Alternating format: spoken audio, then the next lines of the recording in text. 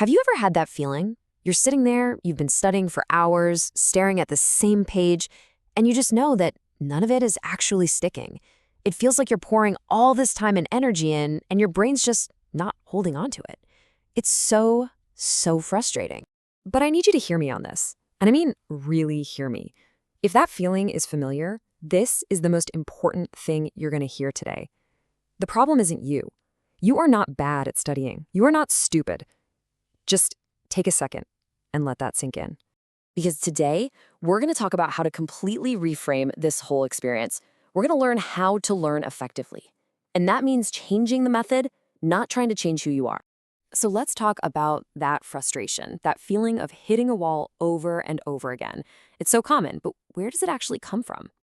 And I know this might be hard to believe, but this is the realization that can take a huge weight off your shoulders.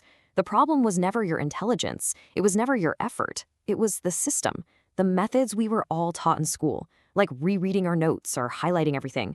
Those methods were just never really designed to help us truly learn. This right here, this is the absolute game changer. It's the core idea we have to get. It really is the method, not you. And that isn't just a nice thing to say. It's the key to unlocking a totally different way of learning. Just look at this for a second. This is that mental shift right here. On the left, you've got that heavy belief we all carry around. I'm bad at studying. But on the right, that's the truth. I was using a bad method. See the difference? Moving from that first column to the second is the entire goal here. Your identity isn't bad student. You were just a student using the wrong tool for the job. Okay, so if that's the old way, what's the new way? Let's get into the secret to real, actual learning.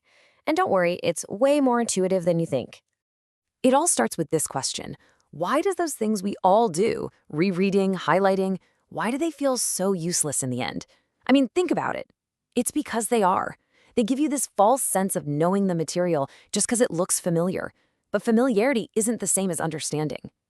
Here's a great way to think about it. Passive studying, just reading your notes over and over, is like trying to fill a bucket that's got a giant hole in the bottom. You can keep pouring water in, but the information just drains right out because you're not doing anything to actually keep it in there. But here's the flip side. Active learning, now that's like training a muscle, right?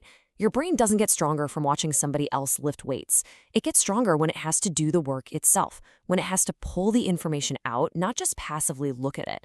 That act of pulling, of retrieving, that's what builds the muscle. That's what builds memory. So how do we actually do this, without making it some big, overwhelming system? Well, here are 3 gentle, really simple first steps you can try, like today. Okay, first thing, after you read a little bit of something, a paragraph, a page, just close the book, seriously. And then try to explain the main point out loud, just using your own words. It's going to feel a little clunky at first, and that is totally okay. You're forcing your brain to work, to pull that information out. It doesn't have to be perfect. Second, we have to stop trying to conquer an entire chapter in one night.